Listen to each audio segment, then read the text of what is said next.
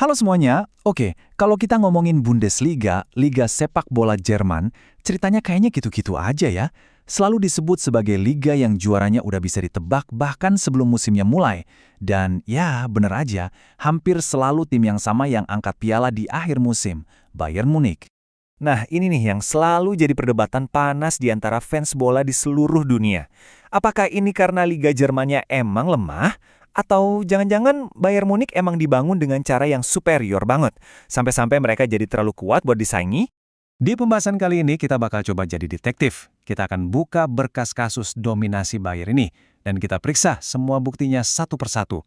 Mulai dari jejak uangnya, taktik transfer mereka yang unik, DNA juara yang katanya udah mendarah daging, sampai kita lihat juga kondisi pesaing-pesaingnya. Baru deh, di akhir kita sampai keputusannya.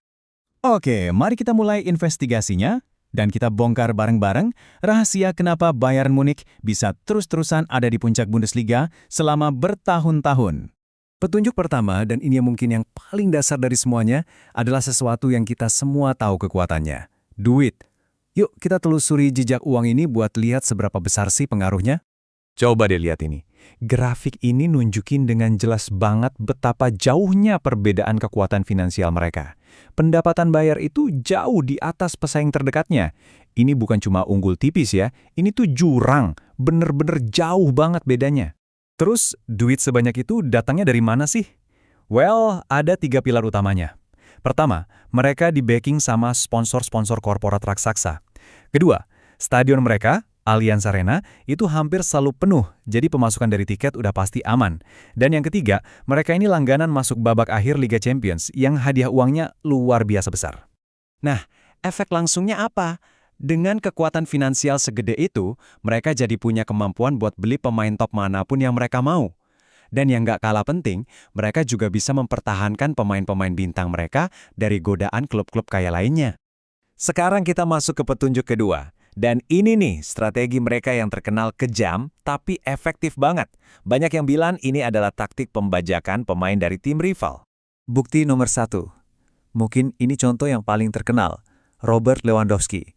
Dia ini kan mesin gol andalan rival abadi mereka, Borussia Dortmund. Apa yang Bayer lakukan? Mereka rekrut. Pukulan telak banget buat Dortmund pastinya. Dan polanya nggak berhenti di situ. Mario Götze, salah satu talenta terbaik Jerman waktu itu, juga diambil langsung dari tim yang sama, Borussia Dortmund. Ini makin memperkuat dugaan kalau mereka emang sengaja menargetkan pemain-pemain pilar dari rivalnya.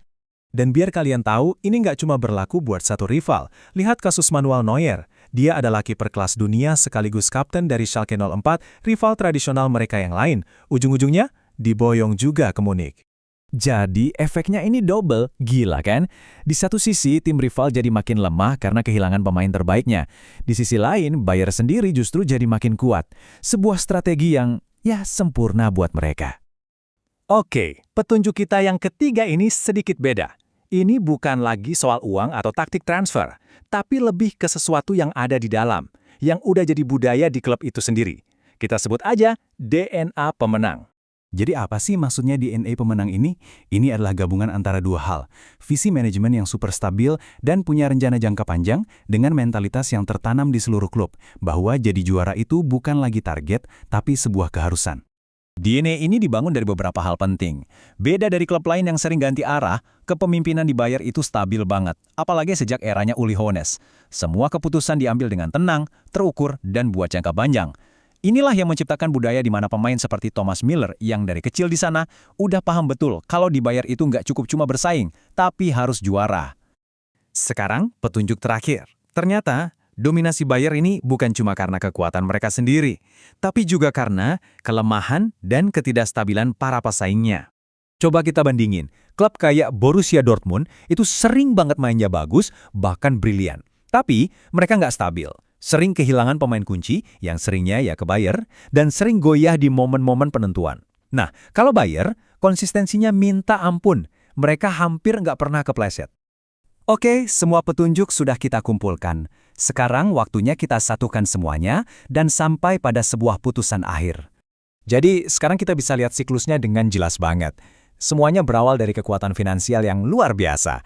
Uang itu lalu dipakai secara strategis, bukan cuma buat bikin tim sendiri kuat, tapi juga buat melemahkan rival. Siklus ini diperkuat lagi sama stabilitas internal dan DNA pemenang yang nggak dimiliki klub lain. Hasil akhirnya, sebuah lingkaran setan dominasi yang kayaknya nggak ada habisnya. Dan ini membawa kita kembali ke pertanyaan awal tadi.